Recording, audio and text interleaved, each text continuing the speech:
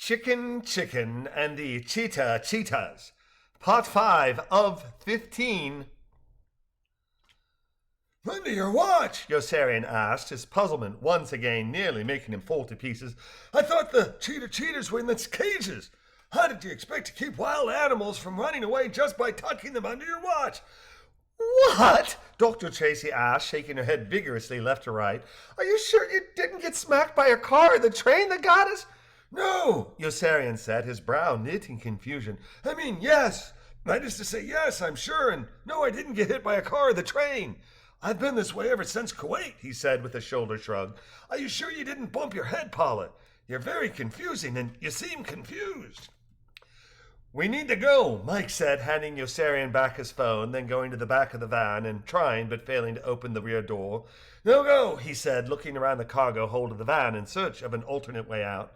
Turning away from the tiny rectangular spaces in the rear door that had easily accommodated the escape of Chicken, Bob Slob, Rob Fob, and Bab-Zooka less than 5 minutes earlier, he pointed upwards to the wide-open sliding door and added, Looks like we'll need to go up here if we want to get away.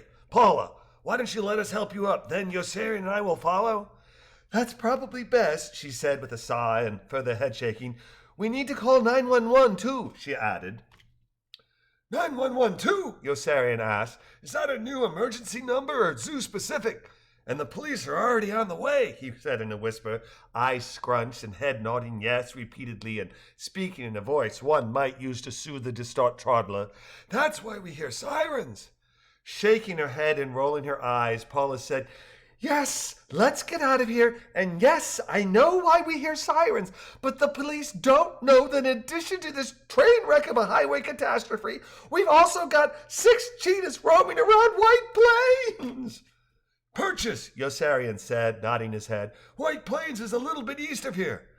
What? Ever! Paula screamed. We need to get out of here. Look for the cheetahs. Let the police know that there's dangerous cats on the loose. And while we're at it, let the Bronx Zoo know we won't be there anytime soon. Okay? Whoa, Yossarian said sedately. You're really stressed. Why don't we get out of here? Look for the cheetahs. Let the police know that there's dangerous cats on the loose. And while we're at it, let the Bronx Zoo know we won't be there anytime soon. Okay? Bronx Zoo's taken care of, Mike said, shaking his head. Marshall said he'd called down there for us. Marshall? Yossarian asked. Marshall Mathers? I love Eminem. No, Mike yelled, his eyes wide and arms bent at the wrists with palms facing the sky. Marshall Thompson, the dispatcher at Southwick, he continued, shaking his head and enunciating each word carefully. Both Paul and I really appreciate you coming to our rescue, but we need to get out of this van now. Can we please get Paula out? He continued, using the same barely in control of his temper voice. Then we'll follow, okay? Sure, Yossarian said, nodding his head. I'm hip to lead, follow, or get out of the way. Wow, you both are really stressed. Are you usually like this? Mike took a deep breath, then said, Put your hands together like this, while rolling his eyes, shaking his head, and intertwining his fingers. And bend low so Paula can step into your hands. I'll do the same, then she can climb out. Do you understand?